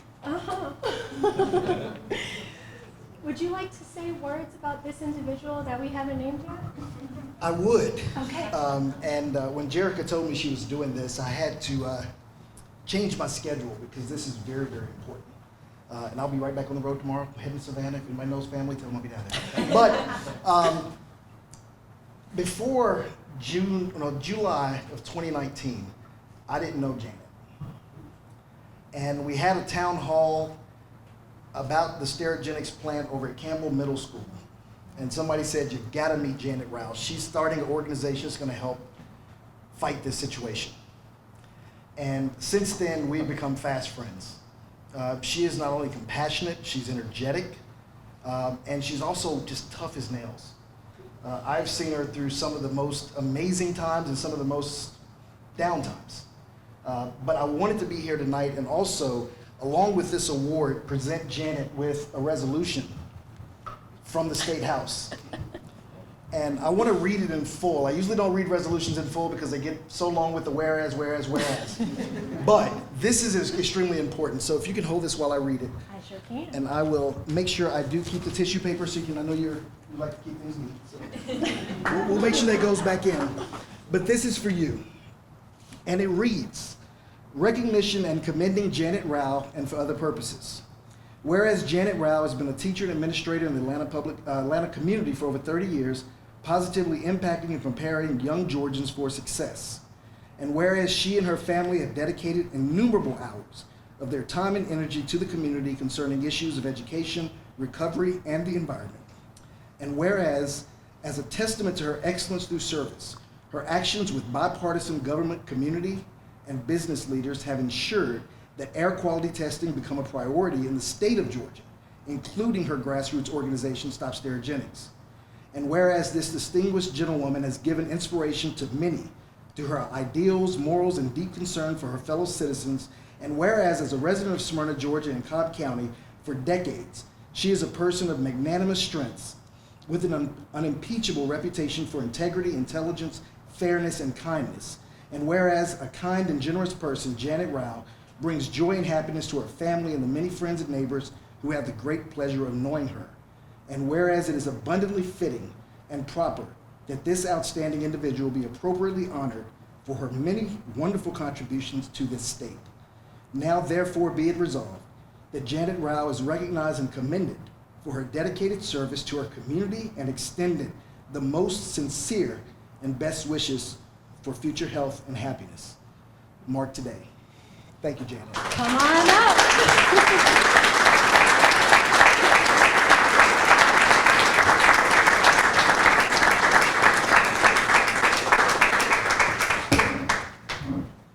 Wow, y'all are amazing. Y'all are amazing. Because you are. Thank you. Thank you so very much. All right, quick picture. Quick picture, all of us. Come on. There we go. Thank you. Fantastic. Oh, he's there. I know. No, truthfully, this is another collaborative elected official. I hope you guys can tell. I love working with all of our stakeholders and our partners because it does take everyone. Again, every time I call your office, every time I call you, every time we need to collaborate, every time we need to build something, every time I need a suggestion or I need a resource or I need a contact, you give. Thank you. You give. This is one of 180, not one of two, so this is... Hey, count the Congress people too. Fantastic. This one, I have so much joy in presenting this award. This is the Agency Spotlight Award. And the idea behind the Spotlight is, one, it's a chance for the community to even know what the agencies are and get some exposure there. And but two, it's to recognize the very, very hard work that our staff, that they do every single day to serve us, and the unique ways that they serve us, the talent that they bring, the passion that they bring, the burdens that they take on, the pressure that they take on in meeting the calling of the day. This particular award goes to one of those that when things were really tough, and they still are, but they were there to answer. They're there to try to bridge the gap, and they're committed to seeing what the future, to helping the future come about. So this one goes to Judy with the water.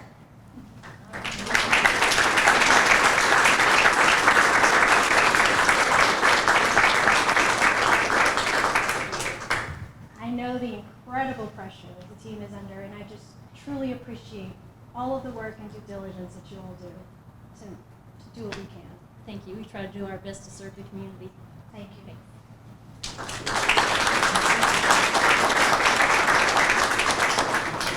This one, how many of y'all have ever been on our YouTube page? Yeah?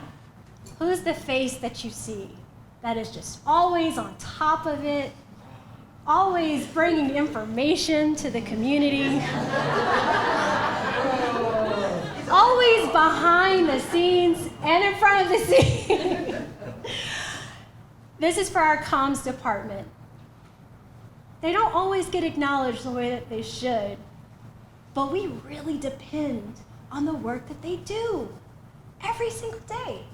When we talk about transparency, it's their team answering media calls. When questions came in about vaccines, when questions come in about anything, that's the call center, the three of them. It's our call center. And they're incredible for the work that they do. And I appreciate you, Ross. I don't know if you can come up here. Or, I know. Or if somebody, if we want to. Thank you.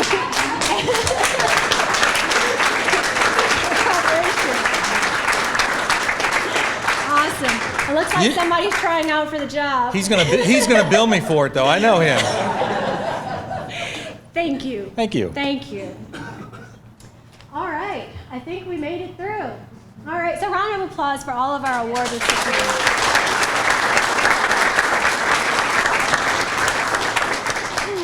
Our community, yes. I love you all so much. Let's go back. So we've got some FAQs. We had a lot of questions that came in. So many that I've got 2 slides to hold them all. So let's see, let's just go in line here. And I may or may not call on staff or make eye contact at different points of time. We've got, what are some plans and current status to address the stormwater and erosion in our parks and communities? So, sorry. Hopefully you all have had a chance to hear us talk about stormwater management. And so there are some real opportunities and some real best practices that we can look at. And there are also some bleeding edge for community members, but also on the federal side, looking through the federal agencies to see where we can actually cut out a nice portion for future issues, because we know that we're going through environmental changes and that our infrastructure has to be responsive to that.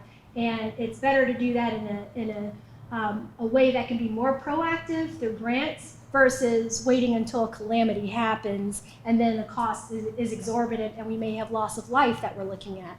So those things are both still in progress. Certainly the more local grant is closer to being something that's looked at, that we're just looking at some nuances with the legal team at this point, but it is promising, just not in place yet. Okay.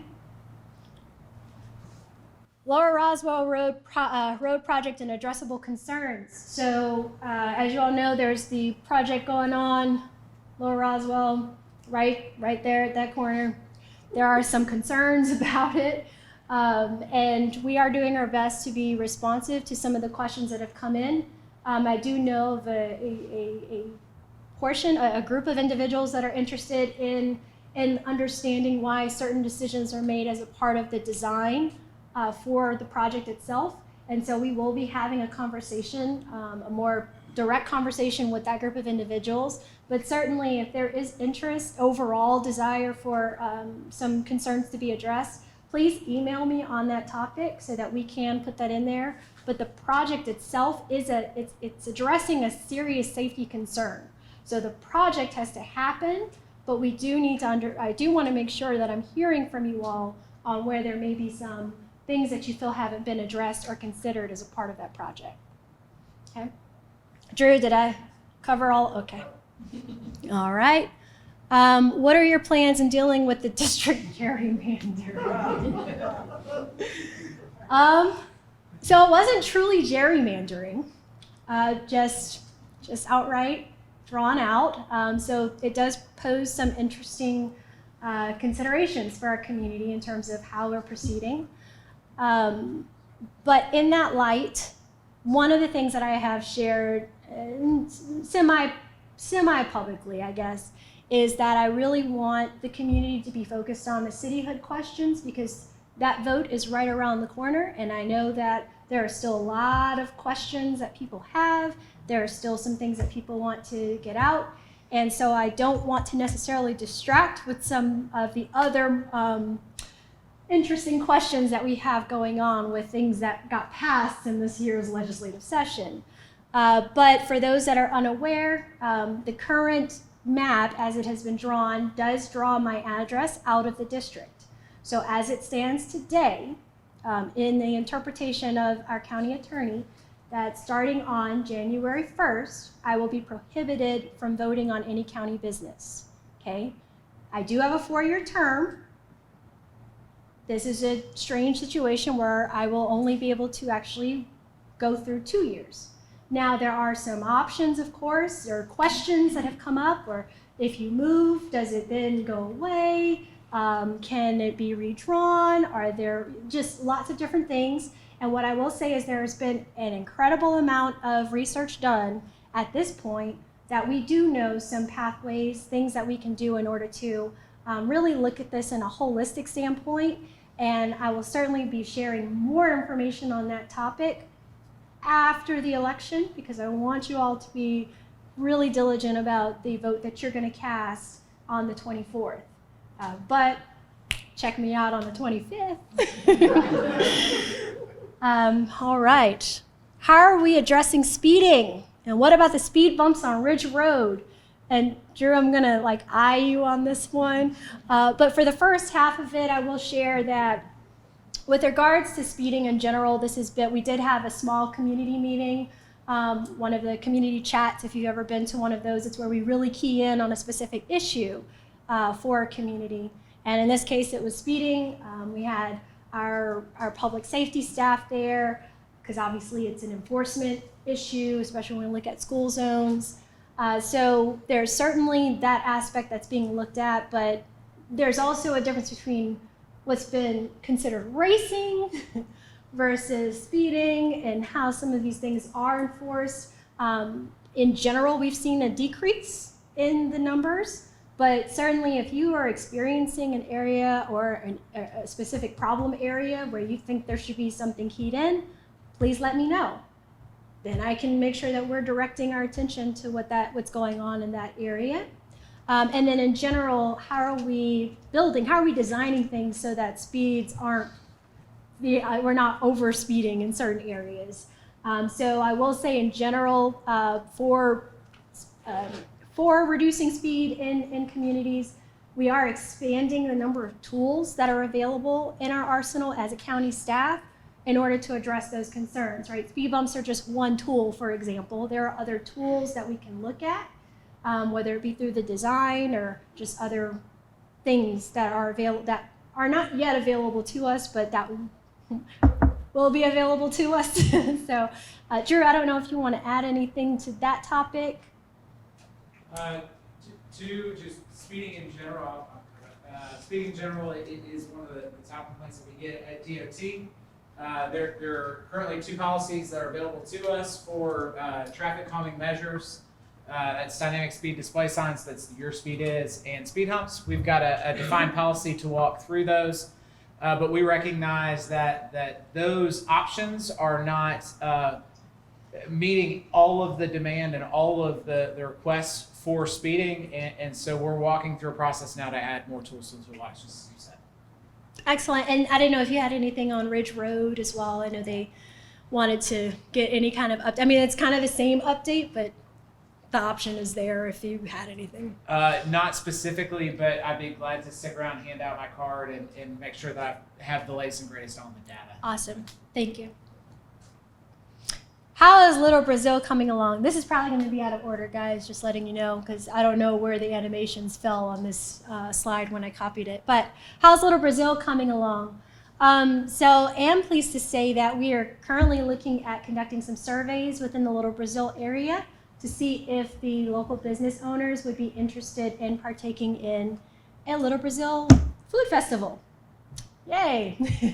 Definitely a fantastic little spot if you've never been to what I'm talking about. It's that area, Delk Road, Powers Ferry, highly concentrated with regards to Brazilian population, and so concentrated that it's known as Little Brazil in Brazil. So the idea is, how do we embrace that as a community so that we can help create some opportunities for that area?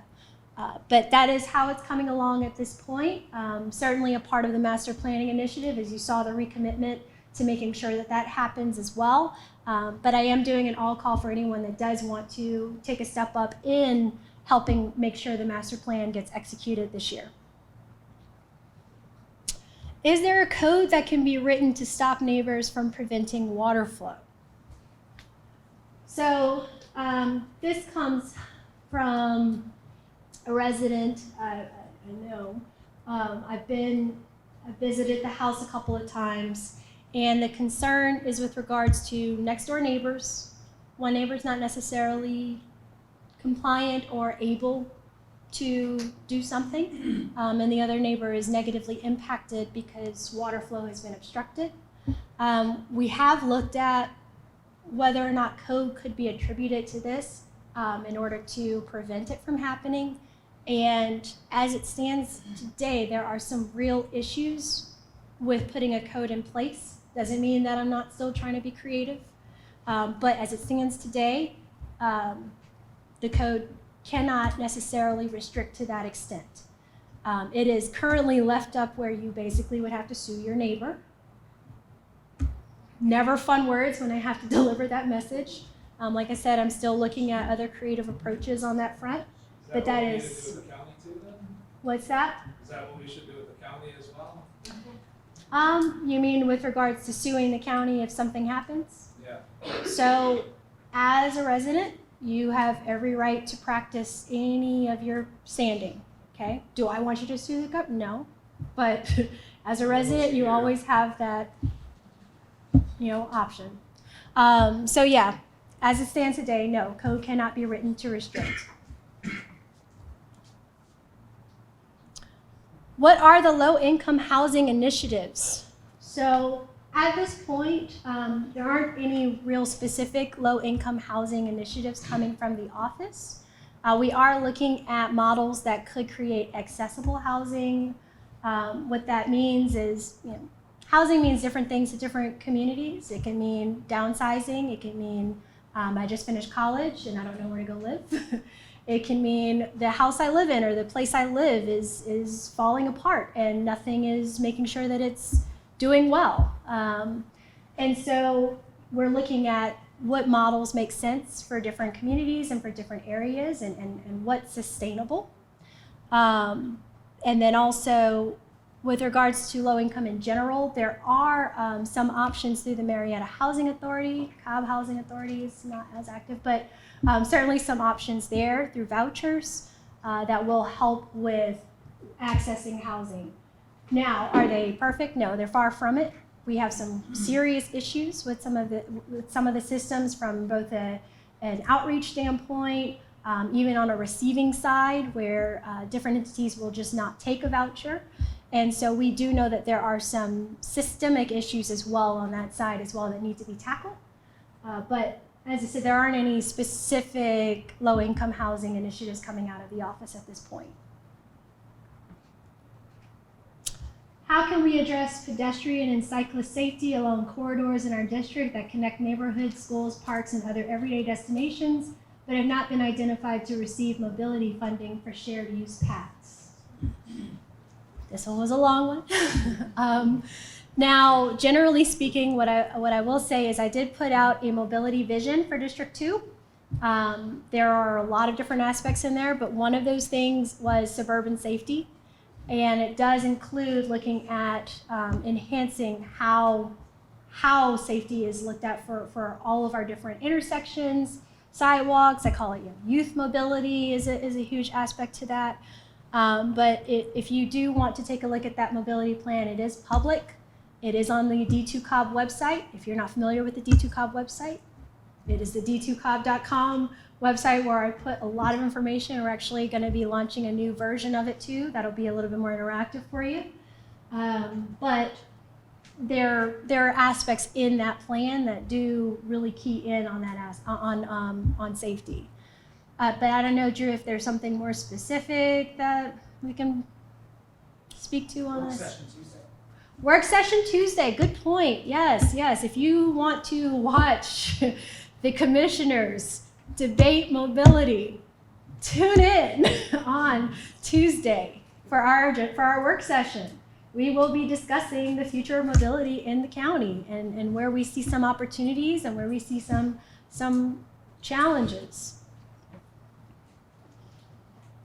All right, what else do we have going on? Any news regarding the Silver Comet Trail connecting to the Beltline? In design. Thanks. How does cityhood affect the civic groups? That's a great question. I'm not exactly sure. As far as I'm concerned, they would still exist. They still play a role within the community. It would just be a matter of developing the relationship with the new leaders that would be a part of that city and making sure that they recognize your recommendations. What does cityhood mean for our community? Cityhood is important, right? So I can't really answer this question in a way that isn't just a lot of words. I mean, it means a lot. There is an impact. There are a lot of things to consider as a part of this this discussion, and I'm sure none of you are novices to that discussion. But it certainly will have an impact. You just have to determine what do you want to see out of it. What I will say, generally speaking, is cities are really great avenues for enhancing services or improving services where you think that something is not being met. That's really the basis behind majority of cityhood movements and why cityhood can be a preferable outcome for things. So if you see that there is a real need, definitely let us know at the county, because we want to understand if there is something that you're looking for that you're not receiving. But you should certainly have that conversation within your families or with your families, with your neighbors, and really just understand what does it mean for you. What are the county's plans for mixed-use development along the Johnson Ferry corridor, also specifically for the Park Air Shopping Center? Yeah, there aren't really any. What you see in the comp plan is what it is. So there aren't any real plans. And I did speak with the owner of the Park Air, this area. They told me they didn't have any plans either. So that's all I have for that. When will the retention pond at the Pearl subdivision be repaired, and are there any plans to deal with the drainage issue caused by the installation of a soccer field between East Valley Elementary and East Side Church? This is a very specific question. I'm going to just look your way and say, do you have any? If you have anything, it's fine if you don't, obviously, but. Yeah, I don't have any specific updates on that. Okay, thank you. And certainly if you're watching or if you're here and this was your question, please follow up with us, send an email. We have it, but let me know who you are as well. And then the Pearl subdivision, retention pond at Pearl subdivision, I know that one was a visit out with staff, so I guess for both of those we'll have some type of response. All right, that might be it. Oh, that's it. We finished. Okay, so I'm gonna do we're at 8:38, so we're after. I will adjourn you all, but I'll stay after for a little bit, just to answer any one-off questions that you may have, okay? So with that, I hope you all enjoyed the town hall. I hope you got a chance to learn a lot about what has transpired in the last year and the last quarter. And I hope you arrive home safely. Thank you all for coming.